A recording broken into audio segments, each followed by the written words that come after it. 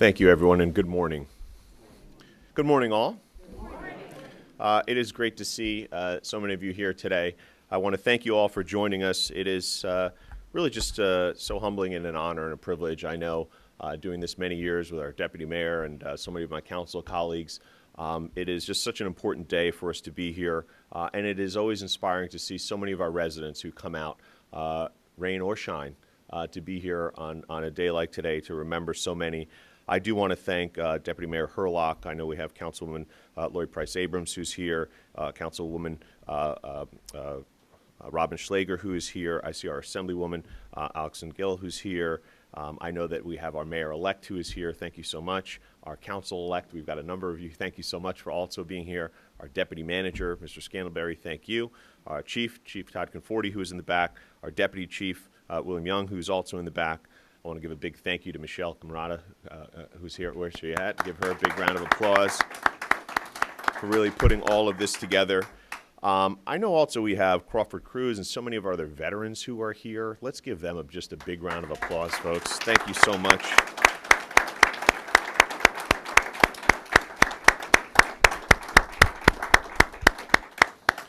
I want to thank them as well, of course, for their service. And today, as we honor those who have given the ultimate sacrifice, we're so honored to be here with you. If we can begin, I'd like to call up our Boy Scout Troop 12 to do the Pledge of Allegiance. If they can come on up.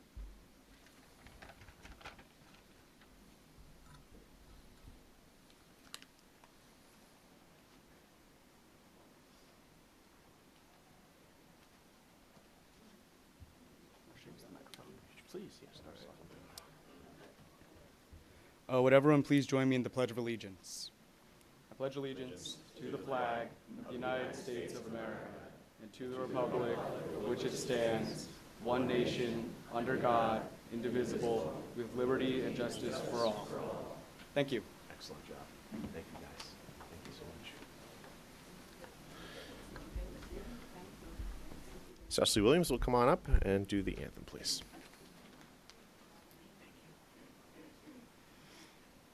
Thank you.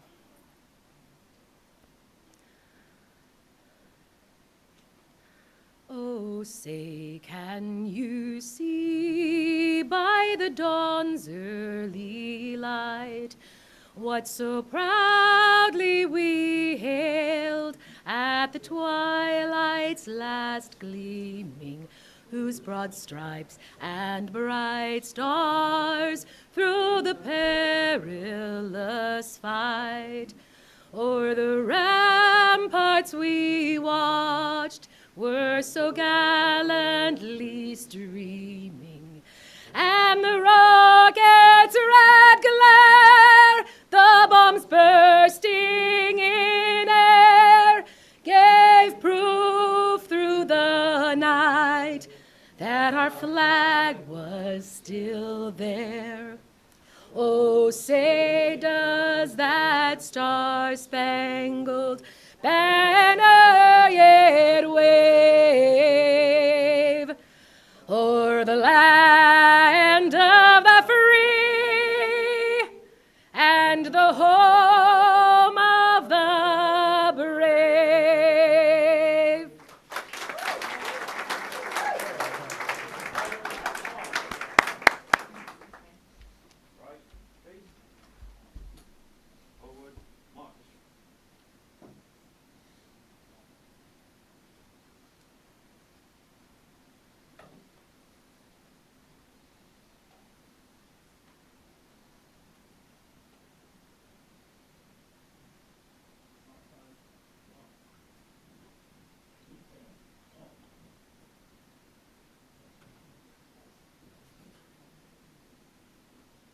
Folks, let's give a big round of applause to our police and fire honor guard, all our officers who are here. Thank you so much.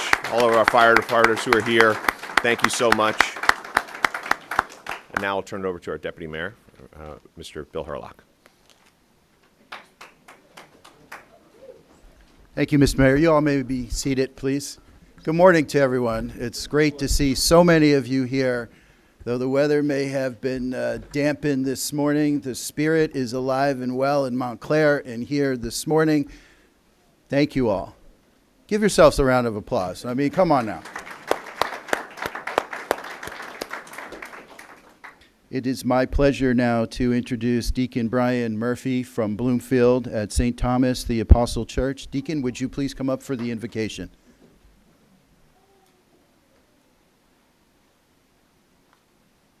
Well, thank you for inviting me. It's wonderful to see the police and the firefighters and all those who protect us, who offer their lives for us. This is a very special day for me because my father was a 100% disabled American veteran from World War II. So veterans are very special to me and in my heart. In the name of the Father, Son, and the Holy Spirit, amen. Gracious God, on this Memorial Day, we remember and give thanks for those who have given their lives in the service of our country. When the need was greatest, they stepped forward and did their duty to defend the freedoms that we enjoy and to win the same for others. Lord, you yourself has taught us, no one has greater love than this, to lay down one's life for one's friends.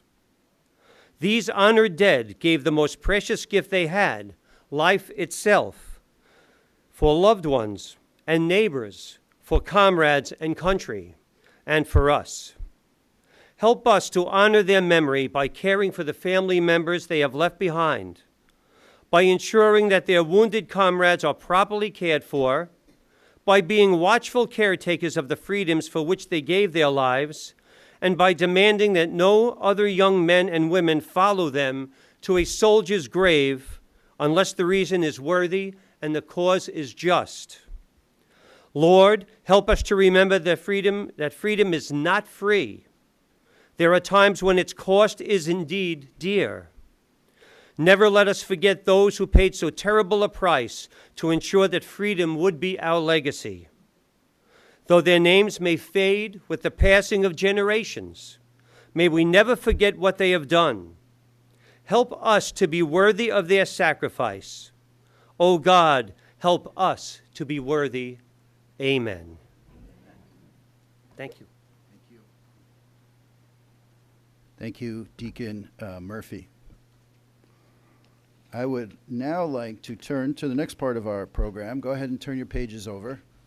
We're on page 2 now. I also want to thank the Montclair Community Band for their being here today.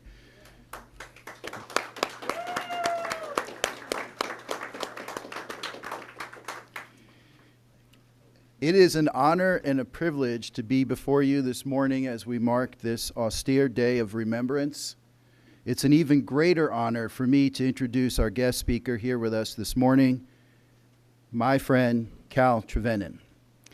Mr. Trevenin served in the United States Army active duty from 1968 to 1970. He was also in the Summer Reserve duty from 1971 through 1972. He served in the Army during the Vietnam conflict. Mr. Trevenin, I can't say Mr. Trevenin, I'm sorry, Cal, spent most of his active duty assigned to the Civil Affairs Group at Fort Gordon in Augusta, Georgia, which is actually where my father was stationed during the Vietnam conflict. Cal also served at Fort Meade, Maryland, Fort Hamilton, New York, and Fort Belvoir, Virginia. Cal grew up and graduated high school in Kearney, here in New Jersey, obtained his BA degree in 1968 from Colgate University, earned his MA degree in public administration from Rutgers University in 1975, and utilized the GI Bill to obtain his law degree in 1979 from Seton Hall University School of Law. He served previously as an elected official on a town council, not Montclair, so we forgive him, but he served well. He also has served on the planning boards. He has been counsel to the law firm now of Spiro, Harrison, and Nelson, a partner at Montclair Real Estate Law Group. And before that, he served 15 years as managing partner of the Montclair law firm that many of us know, Ashenfelter, McDonough, Golia, and Trevenin.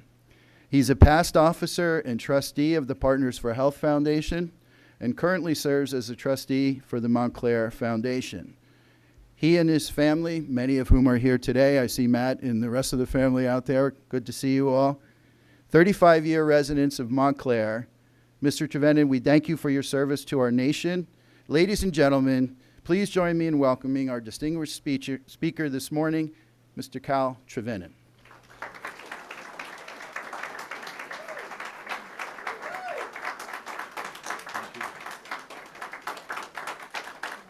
Yes, please. Thank you, Bill.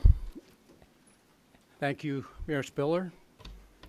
Thank you, Mayor-elect, and other distinguished guests who are here this morning. Thanks to the Scouts, of course. Thanks to the musicians.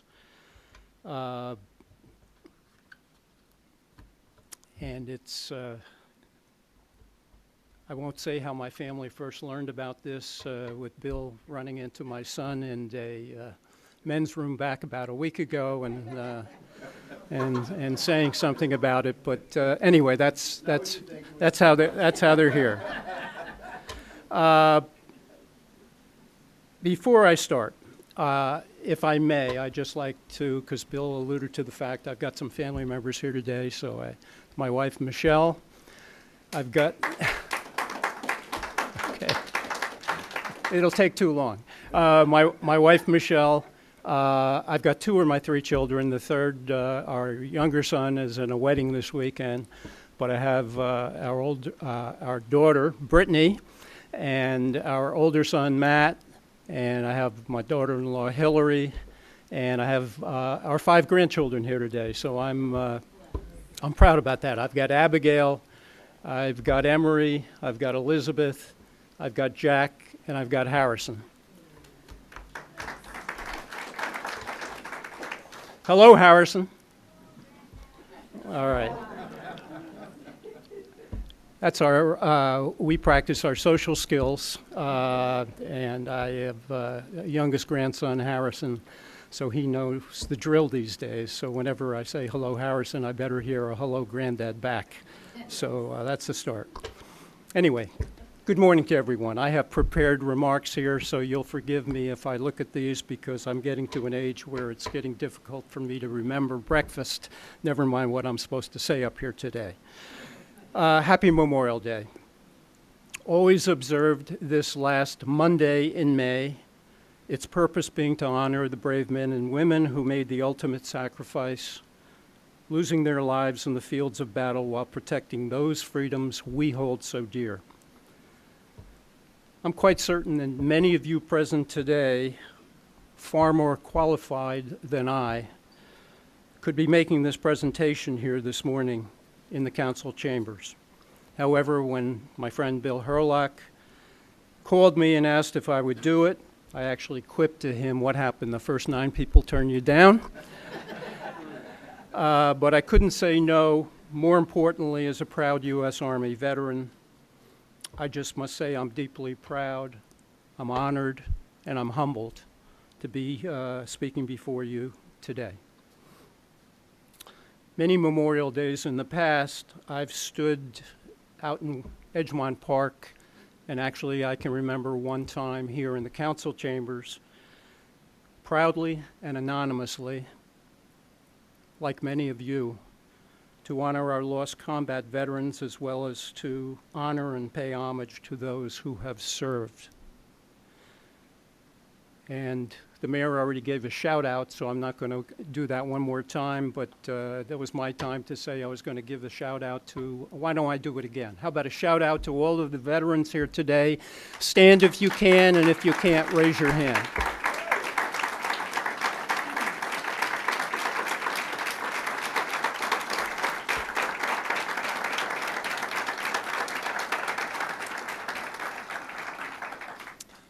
As most of you know, Memorial Day for many years was known as Decoration Day, originating in the years following our Civil War to initially commemorate those Union troops who were killed in battle. It became an official federal holiday in 1971, just subsequent to my active duty, with a focus to pay respect to military lives killed during battle or those who died of injuries after participating in battle. I hope you won't mind if I tell you a little about my personal service journey. It originated with a plan to voluntarily join the Navy through its OCS program, that's Officer Candidate School, a 3-year commitment. However, having been recruited my senior year in college, that was 1968, by a large New Jersey banking institution, at the last minute I changed course and decided to take my chances with the draft, which was a 2-year duty commitment. Yes, in 1968 there was a draft, not even the subsequent lottery, which some of you may remember. And sure enough, later that year I received my letter from Uncle Sam that said, "I want you and I need you," and I headed off to basic training, in my case, Fort Dix, New Jersey. Perhaps like some of you, during basic training at Fort Dix during the winter of 1968, 1969, we trained many nights in man-made swampy conditions, crawling on the ground while holding our M16 rifles above to keep the ammo dry, but not high enough to meet the live rocket fire above our heads, all to mimic the rice paddy battles we could face ahead in Vietnam. Subsequently, I was ordered to report in June 1969 to Fort Gordon in Augusta, home of the U.S. Signal School. I did not get called to Vietnam. The closest I came, having received orders to report to Fort Richardson in Anchorage, Alaska, which we all knew at that time was merely a stopover before heading to Vietnam. For reasons still uncertain to me, I was never told, however, I presumptively understood why it became necessary for me to stay at Fort Gordon. My orders were changed, and I spent the balance of my active duty at Fort Gordon in Augusta. Don't think I don't often think about that and why I was spared. As many of you know, the Vietnam era was a difficult period for this nation. It was an especially unpopular war, homeside. Soldiers were held in contempt, particularly after arriving home from overseas. It precipitated a White House change. There were battles in the streets, all part of a difficult, historically significant 1960s and early 1970s. I also think about this today because I lost both high school and college classmates in Vietnam. And that's why I'm humbled when I either come to Edgemont Park or this council chamber, or when I visited the Vietnam Memorial in Washington, D.C. And I think, why not me? The day is also important to me because, perhaps like some of you here today, I'm a first-generation born American. My late parents, neither of them high school grads, left Cornwall in southernmost England as 13-year-olds, sailing with their respective family members who knew one another, on a ship arriving in New York Harbor, coming aboard at Ellis Island on July 4th, 1921. The tin mines in Cornwall had gone dry. I'm from a family of miners. So they headed to America to start a new life. My dad, with no tin left to mine in Cornwall, had become a carpenter's apprentice. Thereafter a carpenter when arriving in Kearney, my hometown, and thereafter becoming employed by DuPont during World War II, when my dad, moving throughout the U.S. 8 times over a 7-year period during World War II, became one of DuPont's top construction managers working on the Manhattan Project, the atomic bomb project. And eventually, after the war, with no formal education, my dad became a senior officer with a major New Jersey construction company. One day, being the smart-ass kid I sometimes was, I said to my parents, Oh, so we're really British, not American. Not the thing to say with Edna, my mom. As Michelle, my wife, knows, Edna was a my way or the highway mom. She stated promptly, we're American, and don't you ever forget it. My parents loved this country and the opportunities it provided for them, their 3 children, and their grandchildren. Later this summer, Michelle and I will head back to Cornwall, 48 years after our initial visit in 1976, perhaps my last visit to my roots. However, just prior to that, we'll be traveling to Normandy, France, on this 80th anniversary of the June 6, 1944 invasion, which, as you know, shifted the tide of European theater during World War II. We look forward to hearing and seeing emotional recollections of that time. What did my Army service do for me? Probably what it has done for many of you who served. In 1968, it made me quickly grow into a man. It molded me. It shaped me to become the person I then became and the person I am today. I also utilized, as was mentioned, every penny the GI Bill provided me to attend law school, providing the opportunity to comfortably support our family. We're currently living in a country where a Pew Research Center poll shows that 59% of the population is dissatisfied with how its democracy is functioning.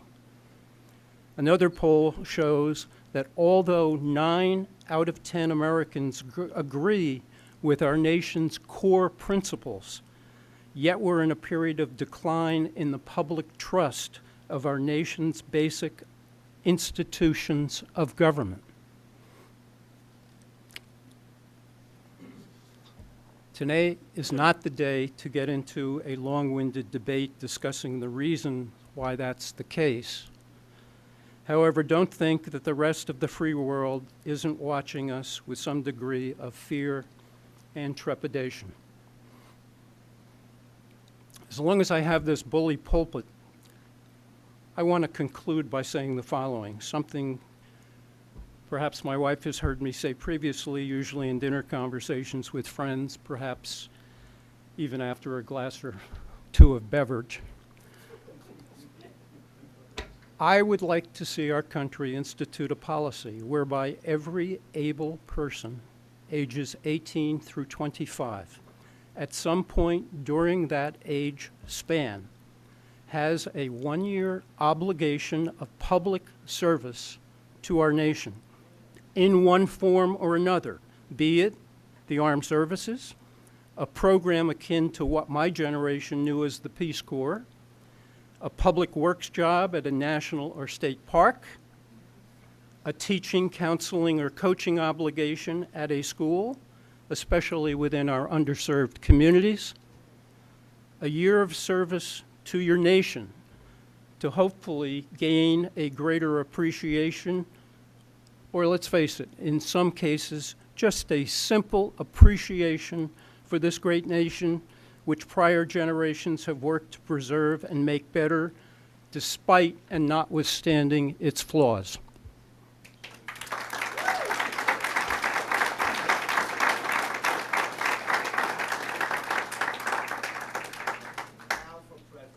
Find me a better one. Spanish-American philosopher, poet, and novelist George Santayana, he was born in Spain, moved to this country, and always identified as an American. He uttered these famous, nay, infamous words: "Those who cannot remember the past are condemned to repeat it." However, unfortunately, he also said the following, as thought-provoking and apropos of today's Memorial Day as it can be: "Only the dead have seen the end of war." Let us hope that's not the case But in order to avoid that conclusion, let's support our armed services, let's support our troops and thank them for their service, and may our nation find peace through strength. Thank you.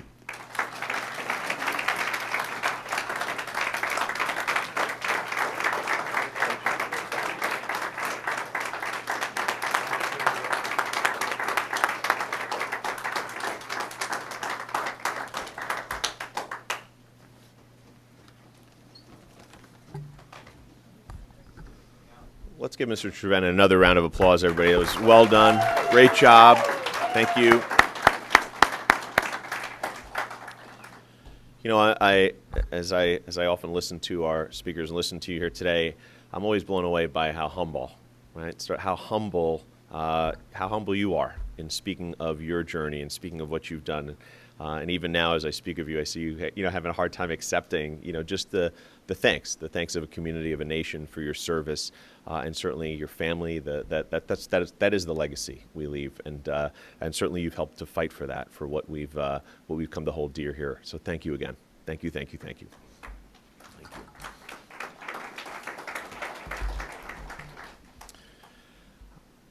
I did want to offer just a few remarks myself, and as I speak on this day, to all of you who are here.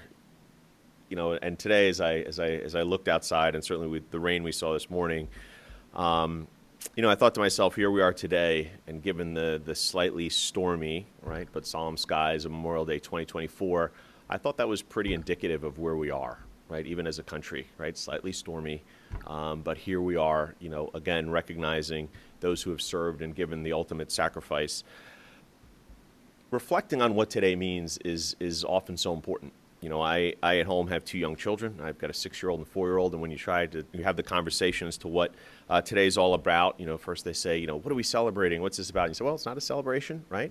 It's a remembrance, it's understanding, it's a recognition of service, and trying to impart on them, what this day means, how important it is for the life that they lead, for the freedoms that they enjoy, right? The joy they have, the freedom they experience running off to kindergarten or pre-K and just not a care in the world, in a nation that respects each and every one of us, and make sure that we are safe and protected.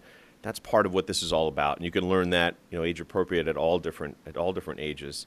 But we're here today to honor those who've served, those who have given the ultimate sacrifice.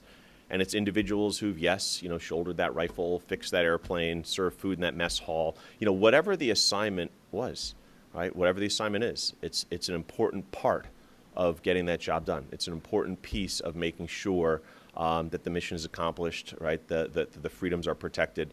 Everyone has that important role to play, and it's important that we celebrate that. Each and every one of these individuals has stood guard over what we hold so dear. And I think many generations that continue to answer that call, even today, understand that we fight for our interests at home and abroad, right? And there are many challenges that come along with that, sometimes celebrated, sometimes leads to controversy and conversation here back at home, as I think we heard, right, with Vietnam War and other pieces, right? These are the conversations that we have as a nation. But here in Montclair, we've always had individuals that, despite conflict, despite the issue, always step forward. We're always willing to serve. We have a proud tradition going all the way back to the Civil War, through today's conflicts. We have a community that sends its sons and daughters into service and make sure that we fight for what we hold dear. And we remember them. We remember them at our parks, right? Whether we're out at Edgemont, or certainly speaking in chambers or listening to our guest speakers, we remember the sacrifices that they have made. We remember them in our stories to our families, right, through generations, in our conversations with others and friends. This is how we remember their service. This is how we remember their lives, those lives of service, right, those stories of service. And their courage, I think, serves as an inspiration to us all. Each and every one of us, no matter our job, it's inspiring to understand what so many have given for all of us. We heard even before in the invocation about, freedom isn't free, right? I think we all have heard that in some way before, right? Freedom isn't free. But I think on a day like today, we're reminded that that's just not a statement, right? It's a reminder that truly is earned, right? With those real blood, right? Sweat, tears, real tears of individuals who fought for our freedoms. That's what that's all about. And oftentimes we say it, not today, but we've said it like, freedom isn't free, and we say it in a passing way. Today we remember what that really means.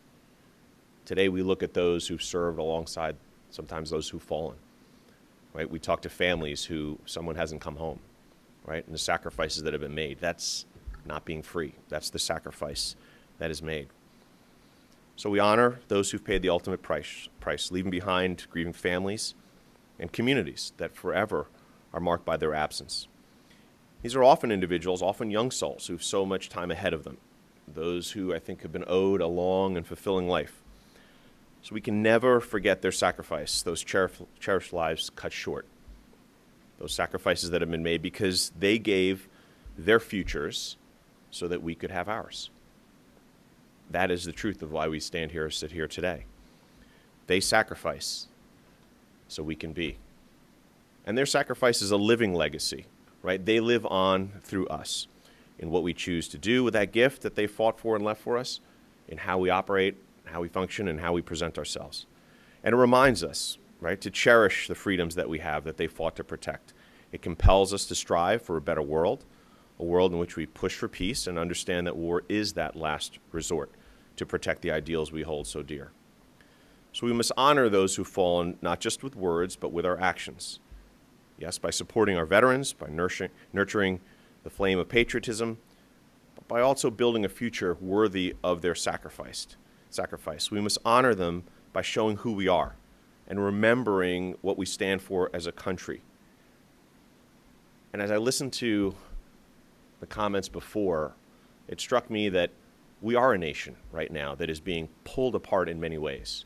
We are a nation that on one hand says, yes, we celebrate our rich diversity and our strength in that, but yet we use it to look at the other as an enemy, or those who we have differences with as somebody who doesn't stand for what we do, doesn't stand for the America we love so dearly. It's in those times that we must remember the sacrifices that those have made so that we can have open and honest and caring discussions with one another, not just arguments and not just divisiveness. That's what we remember when we stand for what those people have fought for all of us, and have given the ultimate sacrifice. We must understand that it is not just internally. There are forces out there trying to pull us apart, those who are intentionally trying to highlight our differences and forcing us to say that we are not one nation together. But it is on all of us, because of the sacrifices that we come together to remember, to say we will not let that happen. We understand that no matter our jobs, no matter our roles, we have an opportunity to make that difference. I think we would all agree and love to see that year of service, right? That year of service. I say that as a high school science teacher, so a little selfishly, we need some more. So yes, we need that year of service, right? But we need that year of service to help bring us together, right? To help us understand that we can leave here at midnight one day arguing vehemently, but that next day we're coming together to make sure we're getting the job done. Right? We as a community, we as a nation, have to understand that it is not just getting up in front of a flag, listening to speakers, clapping on those days when it's easy, when we remember those who've done so much, but on those hard days when it's us, when it's our time, when it's an opportunity for us to come together, to honor that service, to honor what this nation stands for. That is our moment. That is our moment of service. That is our calling. That is our time to make sure we're living up to their legacy. So I say to each and every person who is here, on behalf of all of Montclair, I thank all of our veterans. I thank those who have given that ultimate sacrifice. I thank their families, those who have given sacrifices while they served, and certainly if they have been lost. We know that each and every individual inspires us to be better citizens, to be more engaged and inclusive neighbors, and to be tireless defenders of liberty and justice for all. On this day and all others, we remember our heroes and we honor them. And we honor them with our service, with our thoughts, and with our actions. Thank you very much, everybody. May God bless our veterans. Thank you.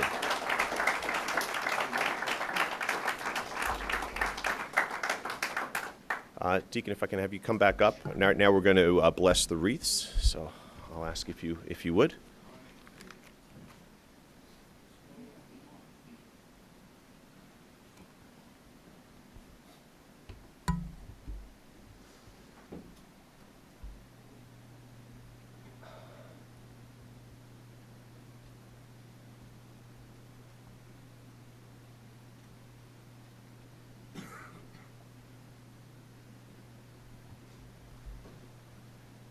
Never done this, so this is a video.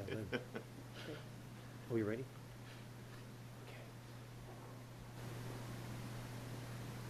Am I to wait for them? Are we okay? You're okay. Yeah. Okay.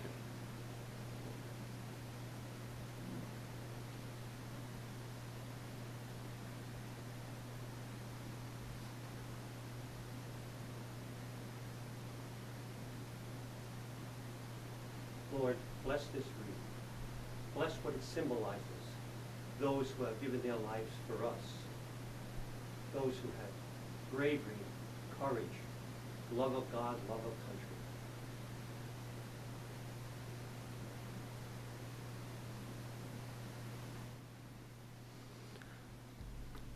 One of our previous speakers, now if I say your name wrong, don't get mad, Mr.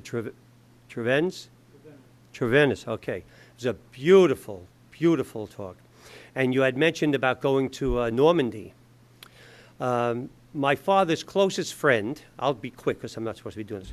My father's closest friend was killed in February 23rd, 1945 in Lineage, which was the Roar River Crossing. Very young man, his name was Robert Kennedy, and my father and his friends actually created a veterans club in Union City, where I come from originally, that was there for many years until they all had passed away. I want you to know that there are families in France and in Netherlands who are grateful to the United States for what we did, for the freedom we brought them. The family that takes care of my father's friend, Robert Kennedy, I contacted and have been friends with them for a number of years. And they have been taking care of my father's friend, Robert Kennedy's grave since 1946. And the family is still doing it. And this is being done now in France and Netherlands, maybe other places. So certainly I think it's important that we think about those people who are grateful, that take care of those graves that are so far away, that they're not forgotten. Heavenly Father, as we conclude this Memorial Day service, we lift our hearts in gratitude for the precious gift of gathering with our families and friends today. We remember with reverence the brave souls who gave their lives to safeguard the freedoms that allow us to enjoy this day together. May their sacrifice never be in vain, and may we honor their memory by living lives of service, courage, and compassion. Bless our time together with loved ones, and may the joy we share be a testament to the enduring spirit of those who have fallen. Grant us your strength and guidance, that we may be faithful stewards of the liberties for which they so valiantly fought. In your mercy, hear our prayer. Amen. God bless you.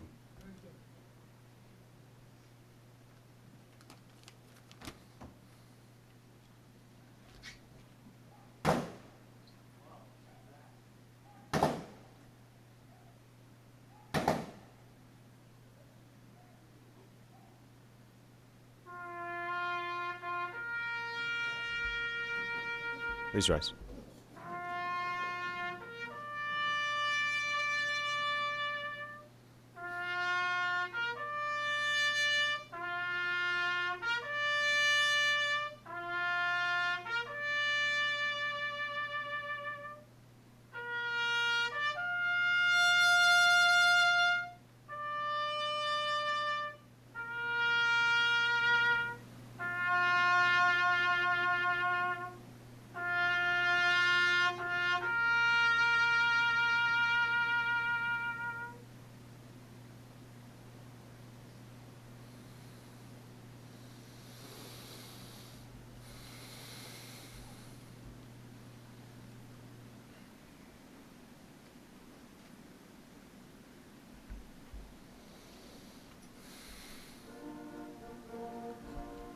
And with that, I thank each and every one of you, and certainly today, as in all days, we honor and thank all of our veterans. Thank you very much, everybody, for being here today. Thank you so much. Thank you all.